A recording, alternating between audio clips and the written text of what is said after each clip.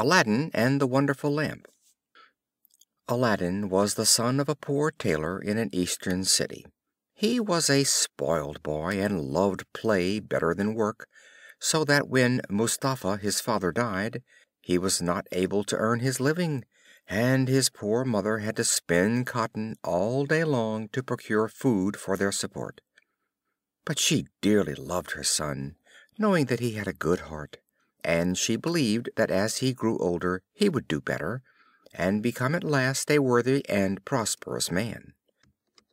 One day, when Aladdin was walking outside the town, an old man came up to him, and looking very hard in his face, said he was his father's brother, and had long been away in a distant country, but that now he wished to help his nephew to get on.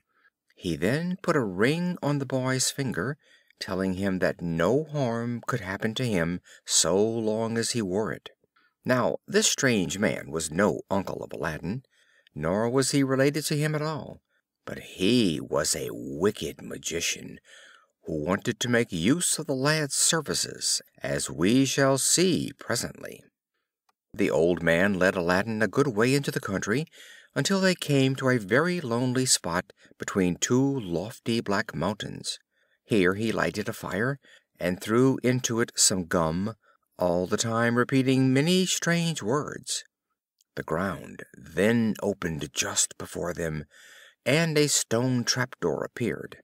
After lifting this up, the magician told Aladdin to go below, down some broken steps, and at the foot of these he would find 3 halls, in the last of which was a door leading to a garden full of beautiful trees.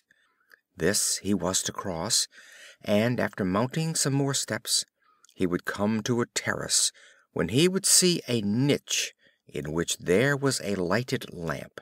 He was then to take the lamp, put out the light, empty the oil, and bring it away with him. Aladdin found all the magician had told him to be true. He passed quickly but cautiously through the 3 halls, so as not even to touch the walls with his clothes, as the magician had directed. He took the lamp from the niche, threw out the oil, and put it in his bosom. As he came back through the garden, his eyes were dazzled with the bright colored fruits on the trees, shining like glass. Many of these he plucked and put in his pockets, and then returned with the lamp, and called upon his uncle to help him up the broken steps. "Give me the lamp," the old man said angrily. "Not till I get out safe," cried the boy. The magician, in a passion, then slammed down the trapdoor, and Aladdin was shut up fast enough. While crying bitterly, he by chance rubbed the ring, and a figure appeared before him, saying, "I am your slave, the genius of the ring. What do you desire?" Aladdin told the genius of the ring that he only wanted to be set free, and to be taken back to his mother. In an instant he found himself at home, very hungry, and his poor mother was much pleased to see him again. He told her all that had happened. She then felt curious to look at the lamp he had brought, and began rubbing it to make it shine brighter. Both were quite amazed at seeing rise before them a strange figure. This proved to be the genius of the lamp, who asked for their commands. On hearing that food was what they most wanted, a black slave instantly entered with the choicest fare upon a dainty dish of silver, and with silver plates for them to eat from.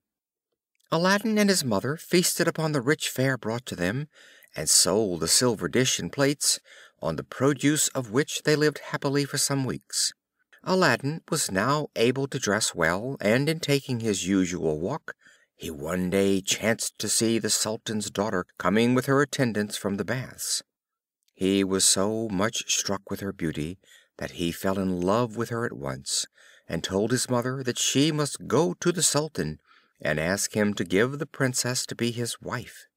The poor woman said he must be crazy, but her son not only knew what a treasure he had got in the magic lamp, but he had also found out how valuable were the shining fruits he had gathered, which he thought at the time to be only colored glass.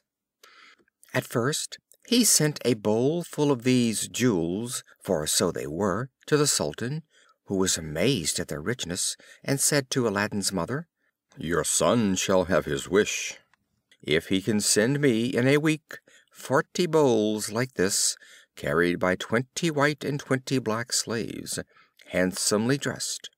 He thought by this to keep what he had got, and to hear no more of Aladdin. But the genius of the lamp soon brought the bowls of jewels and the slaves, and Aladdin's mother went with them to the Sultan. The Sultan was overjoyed at receiving these rich gifts, and at once agreed that the Princess Bulbul should be the wife of Aladdin. The happy youth then summoned the genius of the lamp to assist him, and shortly set out for the palace. He was dressed in a handsome suit of clothes, and rode a beautiful horse. By his side marched a number of attendants, scattering handfuls of gold among the people. As soon as they were married, Aladdin ordered the genius of the lamp to build, in the course of a night, a most superb palace, and there the young couple lived quite happily for some time. One day, when Aladdin was out hunting with the Sultan, the wicked magician, who had heard of his good luck and wished to get hold of the magic lamp, cried out in the streets, "New lamps for old ones!" A silly maid in the palace heard this, got leave of the Princess to change Aladdin's old lamp, which he had seen on a cornice where he always left it, for a new one, and so the magician got possession of it. As soon as the magician had safely got the lamp, he caused the genius to remove the palace and Bulbul within it to Africa. Aladdin's grief was very great, and so was the rage of the Sultan at the loss of the Princess, and poor Aladdin's life was in some danger, for the Sultan threatened to kill him if he did not restore his daughter in 3 days. Aladdin first called upon the genius of the ring to help him, but all he could do was to take him to Africa. The Princess was rejoiced to see him again, but was very sorry to find that she had been the cause of all their trouble by parting with the wonderful lamp. Aladdin, however, consoled her, and told her that he had thought of a plan for getting it back. He then left her, and soon returned with a powerful sleeping draught, and advised her to receive the magician with pretended kindness, and pour it into his wine at dinner that day, so as to make him fall sound asleep when they could take the lamp from him. Everything happened as they expected. The magician drank the wine, and when Aladdin came in he found that he had fallen back lifeless on the couch. Aladdin took the lamp from his bosom, and called upon the genius to transport the palace, the Princess, and himself back to their native city. The Sultan was much astonished and pleased at their return, as he had been provoked at the loss of his daughter, and Aladdin, with his Bulbul, lived long afterwards to enjoy his good fortune. End of Aladdin and the Wonderful Lamp. Hi, this is Super Utils with some afterwords. I'm here just to ask, if you enjoyed this audiobook, then please do click on the like button down below and subscribe to my channel. Thank you for your time and take care.